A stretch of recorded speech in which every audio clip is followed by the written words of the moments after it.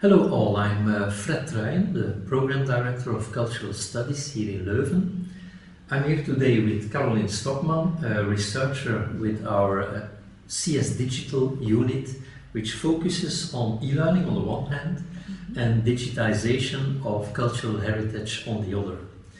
Now, Caroline, you used mixed methods in your research, and could you elaborate about that, why you chose these methods? Yes, I had three phases in my research. I started with rounds of preliminary interviews with teachers, and the analysis from that, I used it to inspire a larger scale questionnaire. And then the findings of those I brought back to the target culture in a focus group. And would you say that is a typical approach for cultural studies? No, I would say quantitative methodology is rather uncommon in cultural studies, because as a domain it is focused on meaning and the local and specific context, which is just hard to capture in numbers or generic trends. And why then did you choose this particular variety of methods? Well, I think you just should choose research methods which are in line with your research question. So you shouldn't shy away from methods which are uncommon in your domain, especially in a domain as cultural studies, which enjoys a variety of topics, should enjoy the same variety in methodology. My topic was technology acceptance in education, and technology acceptance studies are highly quantitative in nature. So they will typically distribute a questionnaire to a large sample.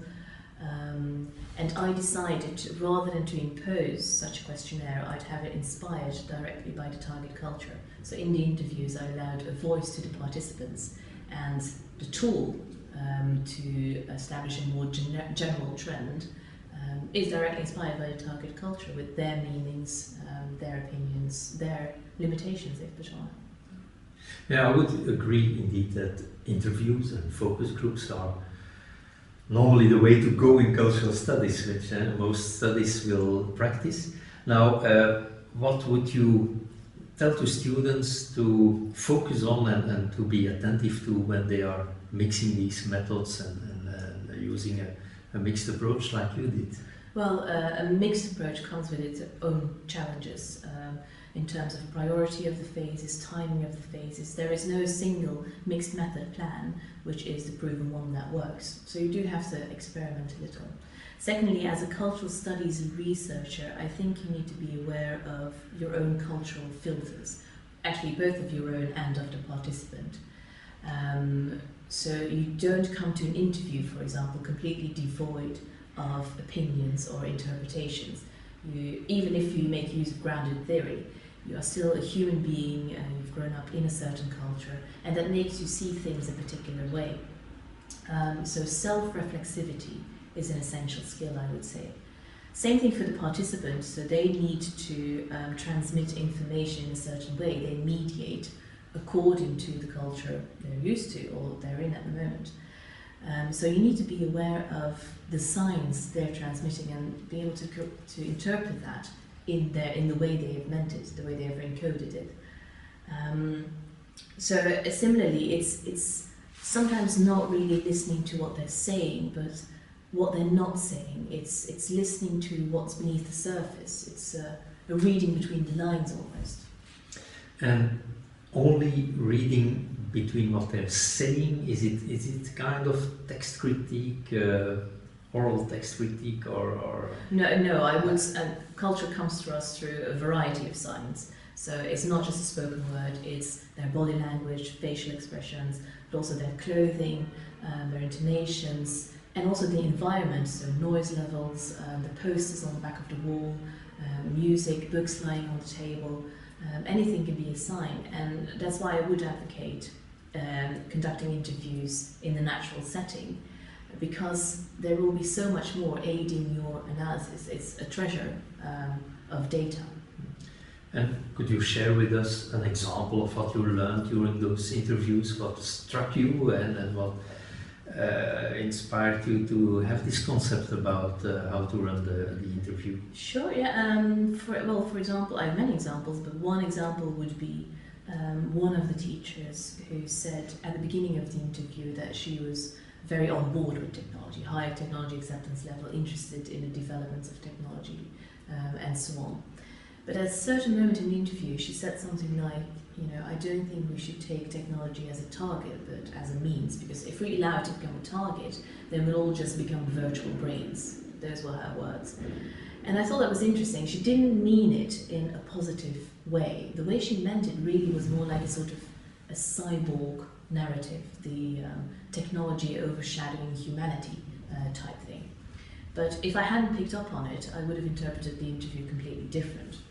Because I firstly knew of the cyber culture, but also secondly I knew of the dominant narrative in education, that technology is good for education, that teachers should be using it and so on.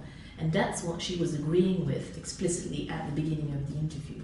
But as we progressed and I picked up on this dominant narrative and, you know, put her at ease and so on and elicited further, it became clear that really the way she was using technology was on a very basic level, just for what she needed, and definitely not more, because of these fears that sort of are at play. And she's certainly not the only one.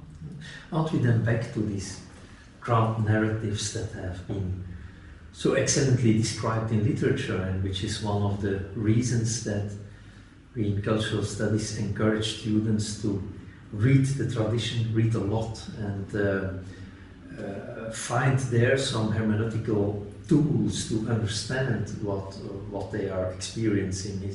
Isn't that back to the basics of cultural studies in this way? Yes, I mean, I would always recommend to read a lot, because then you go through the data gathering and analysis phase with a certain competence, a sort of world knowledge of these dominant narratives. And though we do embrace the local and the specific, there are common denominators. So in my case, the situation found in one school would not just be school specific. There are common denominators across institutions, nationwide and even global. You just have to find for that. You just have to find that pattern, basically. But there is, for example, with this mixed methods approach, it was a way of allowing precision and sensitivity to come together. I should, however, say that the purpose of the analysis is not to establish some all-encompassing pattern, which is often the case of technology acceptance studies. But the purpose of cultural studies is not this grand theory, although we do still have some of those thinkers. On the contrary, what we want to do is establish a general insight, but with a sort of practical extrapolation, which sort of more qualitative, very specific studies often miss.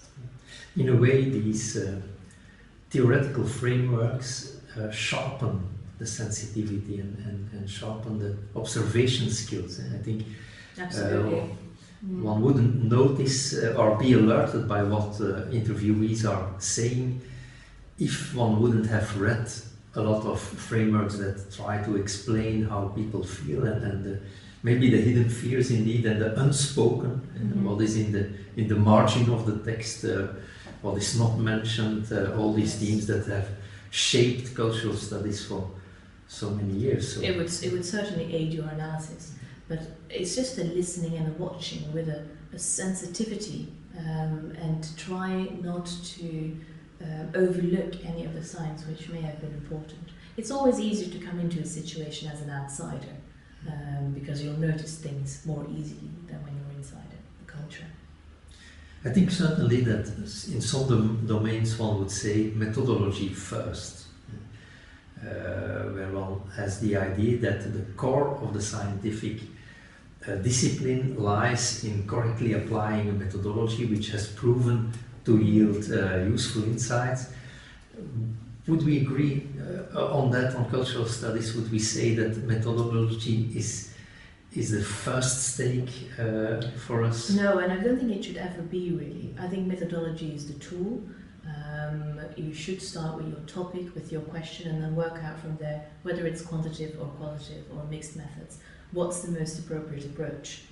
However, I do think that when you are hands-on with methodology, there should be a certain academic rigor, so you should think about validity, things like that, the way you report your data afterwards, the way you manipulate your data, which you do with numbers as well as with words. But at the same time, that rigor shouldn't stand in the way of just having fun and experimenting and see what works and what doesn't. Okay, thank you, Caroline.